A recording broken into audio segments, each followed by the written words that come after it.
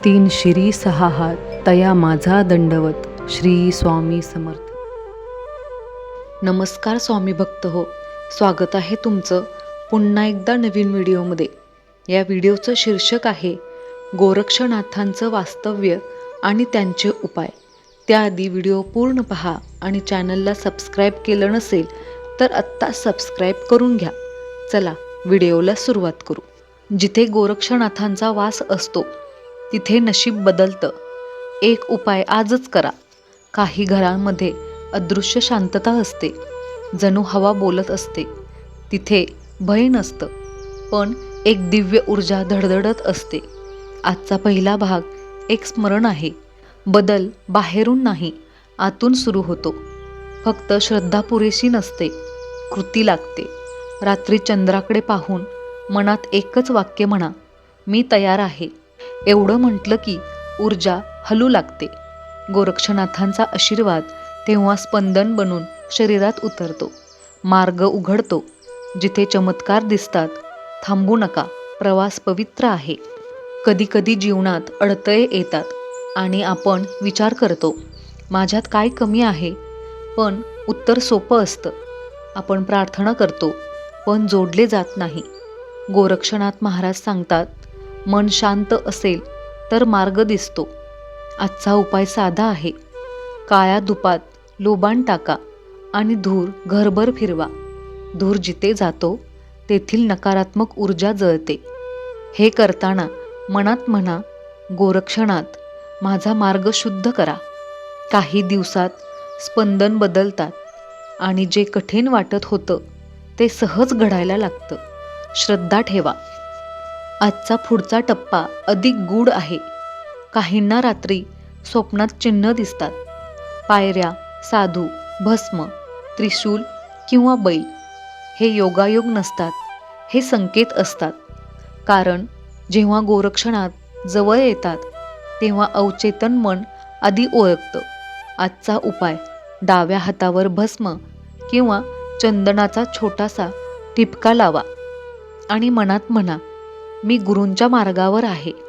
हा ठिपका तुम्हाला नकारात्मक लोकांपासून संरक्षण देतो. काही दिवसात मन, बोलणं आणि विचार शुद्ध होतात. बदल जाणवू लागतो. कधीकधी जीवनात सर्व काही थांबतं. पैसा, काम, नाती, दिशा काहीच जमत नाही.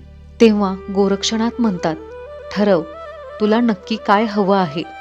आजचा उपाय मनाच्या शक्तीसाठी आहे. एक कागदावर तुमची इच्छा लिहा, पण फक्त एकच. अनेक इच्छा लिहिल्या तर ऊर्जा विभागते. इच्छा लिहिल्यानंतर कागद दोन्ही हातात धरून म्हणा, हे पूर्ण होण्यासाठी मी योग्य आहे. नंतर तो कागद उशीखाली ठेवा. काही दिवसात गोष्टी हलू लागतात. मार्ग तयार होतो. जे अशक्य वाटत होतं ते शक्य वाटू लागतं. आजचा भाग धैर्य आणि श्रद्धेचा आहे. कारण बदल एका क्षणात होत नाही, तो आतून शिजत असतो. आजचा उपाय, घरात उत्तर दिशेला गुरूंचा फोटो ठेवा. उत्तर दिशा अध्यात्माची आणि सिद्धांची असते. फोटो ठेवताना 3 वेळा म्हणा, गोरक्षनाथ माझ्या घरात या. काही दिवसात घराची ऊर्जा शांत, स्थिर आणि पवित्र होते. भांडणं कमी होतात, मन स्थिर होतं आणि लक्ष एकाग्र होतं. हा उपाय साधा वाटतो, पण परिणाम खोल आहे. कारण जिथे गुरु बसतात तिथे भाग्य जागं होतं. आजचा भाग ध्यानशक्तीचा आहे. कारण गोरक्षनाथांचा मार्ग मन आणि श्वासावर आधारित आहे. जेव्हा श्वास शांत असतो तेव्हा विचार शुद्ध होतात. आजचा उपाय, डोळे मिटा आणि हळूवार श्वास घ्या. श्वास घेताना मनात म्हणा, ओम गुरु, आणि श्वास सोडताना म्हणा, ओम नाथ. हे फक्त 5 मिनिटे करा. काही दिवसात मन भटकणं थांबतं आणि लक्ष स्थिर होतं. हा उपाय तुमची ऊर्जा गुरुचरणांशी जोडतो. कारण जिथे मन शांत असतं तिथे चमत्कारांना जागा मिळते. कधीकधी आपल्याला आशीर्वाद हवे असतात, पण घरातील वस्तूच ऊर्जा अडवतात. त्यामुळे आजचा उपाय जागेची शुद्धी आहे. घरात तळघर, बेडखाली किंवा कपाटात ठेवलेल्या तुटलेल्या वस्तू, जुने चपला, बूट काढून टाका. ऊर्जा जिथे अडकते तिथे नशीब थांबतं. हे करताना मनात म्हणा, जुने जाऊ दे, नव्याला येऊ दे. हे वाक्य शक्तिशाली आहे, कारण जेव्हा आपण सोडतो तेव्हा नवीन गोष्टी येऊ लागतात. स्वच्छ जागा गोरक्षनाथांना आवडते. जिथे शुद्धता असते तिथे सिद्धांचा आशीर्वाद सहज उतरतो. आजचा भाग आवाज आणि स्पंदनाचा आहे, कारण ध्वनी इतका शक्तिशाली असतो की तो नशिबाचे मार्ग हलवू शकतो. आजचा उपाय, ओम श्री गोरक्षनाथाय नमः हा मंत्र 27 वेळा जप करा. जप मोठ्याने केला तर आवाज घराची ऊर्जा बदलतो आणि मनात केला तर आत्म्याची ऊर्जा बदलते. हा मंत्र शंका, भीती आणि असुरक्षितता जाळतो.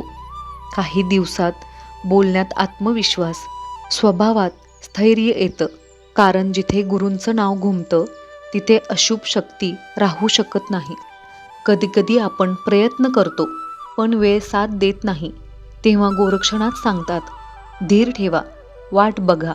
आजचा उपाय, सूर्यास्ताच्या वेळी पश्चिम दिशेला तोंड करून बसून 1 मिनिट आभाळाकडे बघा.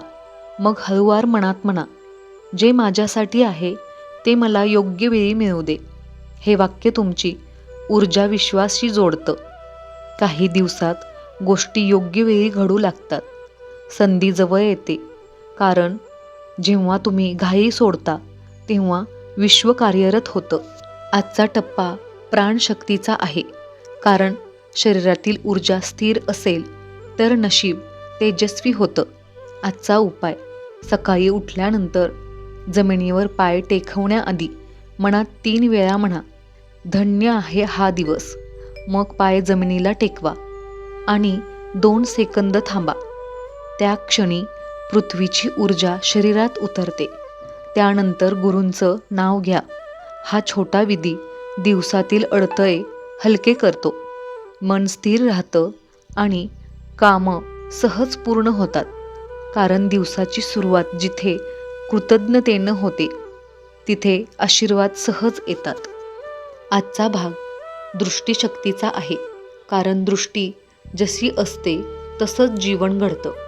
आजचा उपाय, सकाळी उठल्यावर आरशात स्वतःच्या डोळ्यात बघा आणि मनात म्हणा, मी समर्थ आहे, मी योग्य आहे, माझ्यात प्रकाश आहे. हे वाक्य आत्मशक्ती जागवतं, कारण अनेकदा जग आपल्याला थांबवत नाही, आपलेच विचार अडवतात.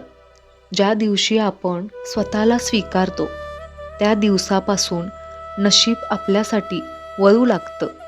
हा साधा पण प्रभावी विधी ऊर्जा अडवतो आणि आत्मविश्वास मजबूत करतो.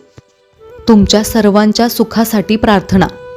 हे स्वामी राया, सर्वांना चांगली बुद्धी द्या, आरोग्य द्या, सर्वांना सुखात, आनंदात आणि ऐश्वर्यात ठेवा.